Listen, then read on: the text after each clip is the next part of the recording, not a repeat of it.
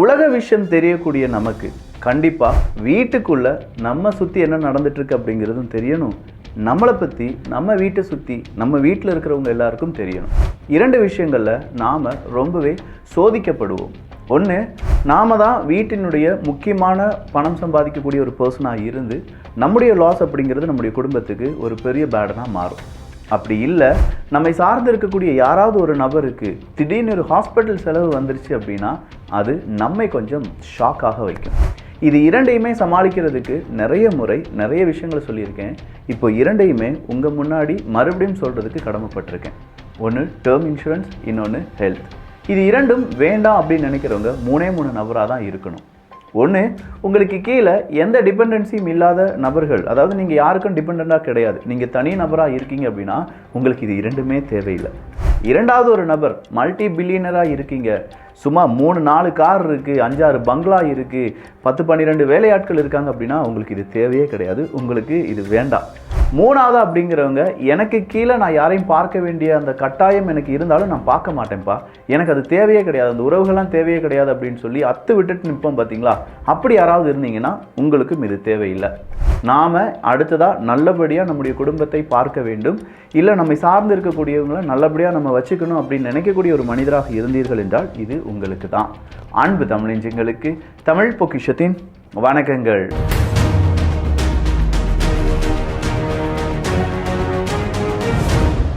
இது 2ல் எதுப்பா ரொம்ப இம்பார்ட்டன்ட் அப்படின்னு சொல்லி நீங்கள் கேட்கலாம். ஹெல்த்தா இல்லாட்டி நமக்கு ஒரு லைஃப் கவரா, டேர்ம் இன்சூரன்ஸா அப்படின்னு சொல்லி கேட்கலாம். இந்த இடத்துல 2மே இம்பார்ட்டன்ட் சொல்கிறதுக்கான காரணம் இருக்குது. ஒன்று, நம்முடைய மரணத்துக்கு பிறகு. இன்னொன்று, நம்ம வாழ்ந்துட்டு இருக்கும்போதே நமக்கு ஏதாவது பிரச்சனைகள் வந்தால் சமாளிப்பது எப்படி அப்படிங்கிறது தான். அதில் ஃபஸ்ட்டாக நம்ம பார்க்க வேண்டியது, இப்போ எல்லாருமே ஒரு கார்ப்பரேட் உலகத்தில் வாழ்ந்துட்டு இருப்போம். அப்படி இல்லைன்னா ஏதாவது ஒரு ஜாபில் இருக்கும்போது கம்பெனி கார்ப்பரேட் லெவல்லையே நமக்கு இந்த ஹெல்த் இன்சூரன்ஸோ இல்லாட்டி டேர்ம் இன்சூரன்ஸோ இருக்கிறதுக்கான வாய்ப்புகள் இருக்குது. குறிப்பாக மெஜாரிட்டியாக ஒரு 80%க்கு மேலே ஹெல்த் இன்சூரன்ஸ் அப்படிங்கிறது இருக்குது. ஆனால் கார்ப்பரேட் லெவலில் கிடைக்கக்கூடிய இந்த ஹெல்த் இன்சூரன்ஸில் நமக்கான அமௌண்ட் அதில் இருக்குமா? உதாரணத்துக்கு 2 லட்சம் ரூபாய், 5 லட்சம் ரூபாய் அப்படின்னு சொல்லி போட்டிருப்பாங்க. 2 லட்சம் 5 லட்சம்லாம் வச்சு நம்ம இப்போ ஒரு ஹாஸ்பிட்டலில் போயிட்டு வர முடியுமா? சின்னதாக ஒரு ஆப்ரேஷன் பண்ண முடியுமான்னு கேட்டால் கொஞ்சமே கஷ்டம்தான். அதனால தான் நமக்கு என்ன தேவை, நம்ம குடும்பத்துக்கு என்ன தேவை அப்படிங்கிறத கொஞ்சம் யோசிச்சுட்டு இந்த முடிவுகளை எல்லாமே நீங்கள் எடுக்கணும். கீழே லிங்க் இருக்குது, அதை பயன்படுத்தி உங்களுக்கு தேவையான ஹெல்த் இல்லாட்டி டேர்ம் இன்சூரன்ஸ்க்கான கேள்விகள் இருந்தது என்றால் அதை நீங்கள் என்ன செஞ்சுக்கலாம், கேள்விகளை பதிலாக மாற்றலாம். ஆன்லைனில் நீங்கள் எடுக்கும்போது ஹெல்த் இன்சூரன்ஸ் ஒரு 25% உங்களுக்கு கம்மியாக கிடைக்கிறதுக்கான வாய்ப்புகளும், டேர்ம் இன்சூரன்ஸ் அப்படிங்கிறது ஒரு 15% கம்மியாக கிடைக்கிறதுக்கான வாய்ப்புகளும் இருக்குது. அதில் ஹெல்த் அப்படின்னு சொல்லி பார்க்கும்போது ஹெல்த் இன்ஃப்ளேஷன் ஒவ்வொரு வருடமும் 13% இன்க்ரீஸ் ஆகிட்டே இருக்குது. ஸோ எவ்வளவு யங் ஏஜில் நீங்கள் ஒரு ஹெல்த் இன்சூரன்ஸ் எடுக்கிறீங்களோ உங்களுடைய ஃபேமிலி கவரேஜ்க்கு எடுக்கலாம். உதாரணத்துக்கு ஒரு அப்பா எடுக்கிறீங்க அப்படின்னா உங்களுடைய மனைவி 2 குழந்தைகள் அப்படின்னு சொல்லி எடுக்கலாம். உங்களுடைய மனைவி 2 குழந்தைகள், அப்பா அம்மா அப்படின்னு சொல்லி தாத்தா பாட்டி அவங்களுக்கும் சேர்த்து எடுக்கலாம். ஸோ இந்த மாதிரியான ஃபேமிலி பிளான் இருக்குது அப்படிங்கிறத தெரிஞ்சுக்கோங்க. இந்த ஃபேமிலி பிளான் எடுக்கும்போது அடுத்ததாக இதில் டாப்அப் இருக்குமா அப்படின்னு சொல்லி நீங்கள் கேட்டுக்கலாம். இப்போ நம்ம ஒரு 5 லட்சம் ரூபாய்க்கு எடுக்கிறோம், சப்போஸ் ஒரு 2 வருடங்களுக்கு பிறகு நமக்கு வருமானம் கூடுது, அதை 10 லட்சம் ரூபாயை இன்க்ரீஸ் பண்ண முடியுமா அப்படின்னு சொல்கிறத நீங்கள் கேட்டு தெரிந்து கொள்ள வேண்டும். அடுத்ததாக ஒரு நபருக்கு நம்ம 5 லட்சம் ரூபாய்க்கு எடுக்கிறோம், நம்ம ஃபேமிலி என்டையராக ஒரு 4 பேருக்கு சேர்ந்து 5 லட்சம் ரூபாய் எடுக்கிறோம்னா 4 பேரும் இந்த 5 லட்சம் ரூபாய்க்கு ஹாஸ்பிட்டல் போயிட்டு வந்தால் ஓகே, நம்மளால் செலவு பார்த்துக்கொள்ள முடியும். ஒரு நபர் ஒரு வியாதியில் அட்மிட் ஆகுறாங்க, 5 லட்சம் ரூபாய் முடிஞ்சிருது. இன்னொரு நபருக்கு அதே வருடத்தில் அடுத்ததாக ஹாஸ்பிட்டலைஸ்ட் ஆக வேண்டியதாக இருக்குது. யாருக்கும் அப்படி ஒரு நிலைமை வரக்கூடாது. அப்படி வந்துச்சுன்னா அதான் 5 லட்சம் ரூபாய் யூஸ் பண்ணிட்டோமே அப்படின்னு சொல்லி நீங்கள் தயங்கக்கூடாது. ஏன்னா இப்போ இருக்கக்கூடிய இந்த ஹெல்த் இன்சூரன்ஸில் 5 லட்சம் ரூபாய் ஆட்டோவாக என்ன செஞ்சிரும்னா ரீஃபில் ஆகும். ஸோ இந்த மாதிரி ஆட்டோ ரீஃபில் இருக்கா அப்படிங்கிற ஒரு ஆப்ஷனும் நீங்கள் கேட்டுக்கோங்க. அதே மாதிரி ரூம் கேப்பாக இருக்கட்டும், அடுத்ததாக இருக்கக்கூடிய பல கன்சியூமபிள்ஸாக இருக்கட்டும், இது எல்லாமே கம்பெனியே 100% கம்பெனியை பார்த்து கொள்ளுமா, ஏதாவது என்கிட்ட இருந்து வேணுமா அப்படிங்கிற மாதிரியான கேள்விகளும் நீங்கள் கேட்டுக்கொள்ள வேண்டும். இதெல்லாம் தான் இதில் இருக்கக்கூடிய ரொம்ப முக்கியமான விஷயங்கள். நமக்கு ஏசி ரூம் ஒரு நாளைக்கு 4000 ரூபா அப்படின்னு சொல்லுவாங்க. 10 நாள் நம்ம தங்க வேண்டியதுன்னா 40,000 ரூபா அதிலே போயிடுச்சு. அப்படி பார்க்கும்போது எந்த ரூமாக இருந்தாலும் பரவாயில்லை, அது நம்ம இன்சூரன்ஸில் இருக்கணும்.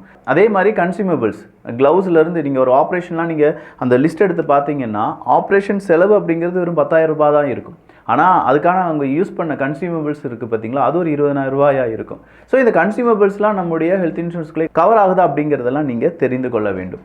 இதையும் தாண்டி ரொம்ப முக்கியமானது, நம்ம குடும்பத்தில் அடுத்ததாக ஒரு நபரை நம்ம எக்ஸ்பெக்ட் பண்ணுறோம், இல்லாட்டி இப்போ நம்ம ஒரு குழந்தைக்காக ட்ரை பண்ணிட்டு இருக்கோம் அப்படின்னா அதற்கு இங்கே கவரேஜ் இருக்குமா அப்படிங்கிறதையும் கேட்டுக்கோங்க.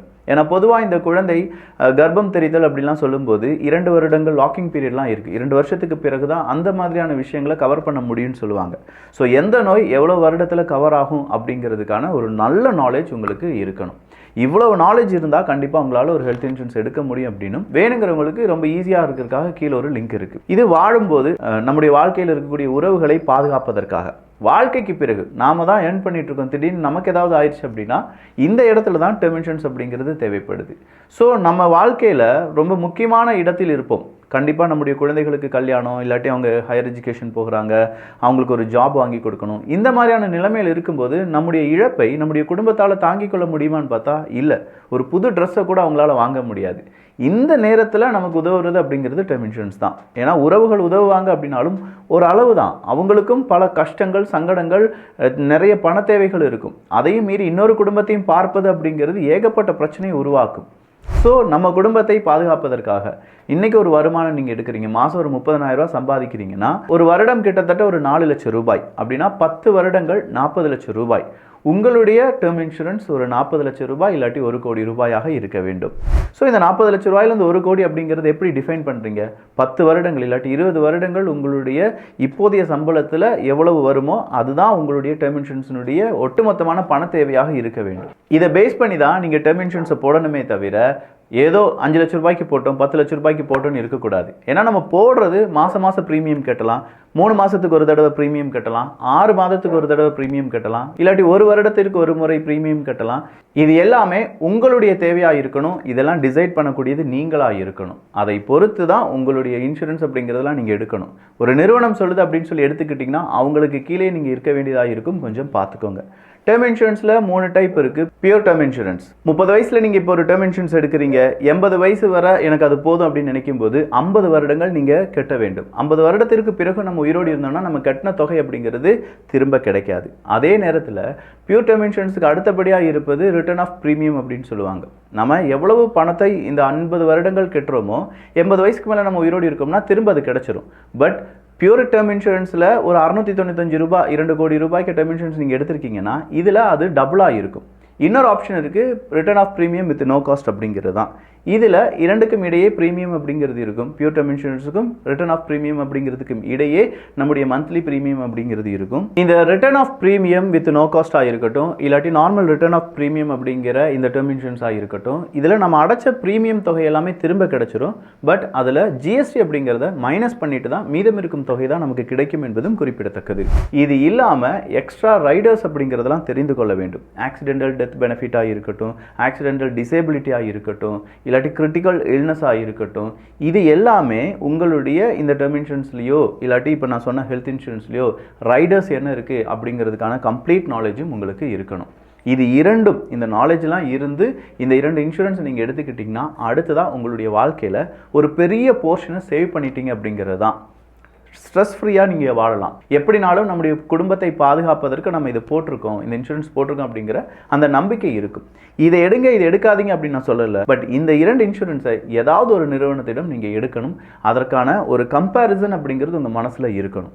மேலும் எளிமையாக தெரிந்து கொள்வதற்கான லிங்க் கீழே இருக்குது. ஸோ உங்களுடைய கேள்விகள் எல்லாம் கேளுங்க, ஏகப்பட்ட கேள்விகள் கேளுங்க. அந்த கேள்விகளிலிருந்து பதில் கிடைத்த பிறகு உங்களுக்கு கம்ப்ளீட் சாட்டிஸ்ஃபை ஆனால் மட்டும்தான் இந்த 2 விஷயங்களையும் நீங்கள் செய்தாக வேண்டும்.